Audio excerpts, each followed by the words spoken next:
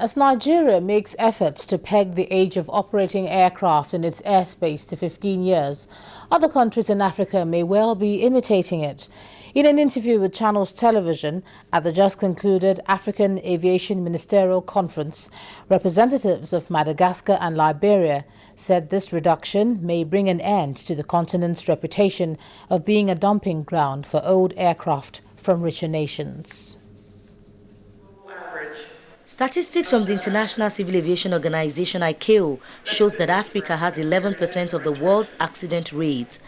Turning another page in the safety rating will require a lot of efforts. These include investments in infrastructure, provision of navigational aids, and also political will to implement crucial decisions. In Nigeria, fleet renewal and the autonomy of the Nigerian Civil Aviation Authority has helped the country maintain a certain level of safety. Strengthening ICAO international safety standards for aircraft operations and maintenance. A number of carriers registered in Nigeria, such as Arik Air, can now offer direct flights to Europe and the United States for the first time in many years.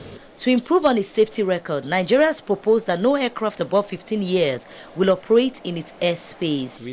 For this representative from Madagascar, it's a good initiative. We are learning from each other, you see. And if we are not careful in this, there is a tendency in the world to sell aircraft which are not proper in their own country to people in Africa because they don't know, they have money, they buy. It is maybe cheaper than any other condition. New aeroplane costs a lot of money. That's why we're talking, and that's what we are doing in Nigeria again, to ensure that you can have, very important, single-digit interest rate window to use to acquire this airplane. From Egypt, it's not just about the age of an aircraft. Regulation is also key. The maximum age of registering narrow bodies in the Egyptian civil aviation is 15 years old, and the maximum age of registering wide body aircraft is 10 years old. So we have a standard and a policy for that. The most important is to maintain your oversight activities over all activities within the civil aviation. Implementing ICAO standards and overhauling the system may be necessary in Liberia.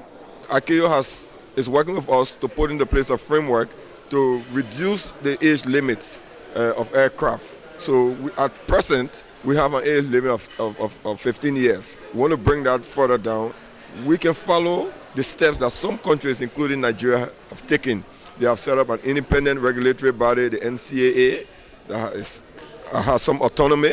We want to do the same thing in Liberia, and then we believe we have a good safety record. In Africa, like every other continent, the aviation industry seeks zero accidents, zero fatalities, and it is expected that every country will continually commit itself to the safety journey. Bukola Jo Oketumbi, Channels Television News.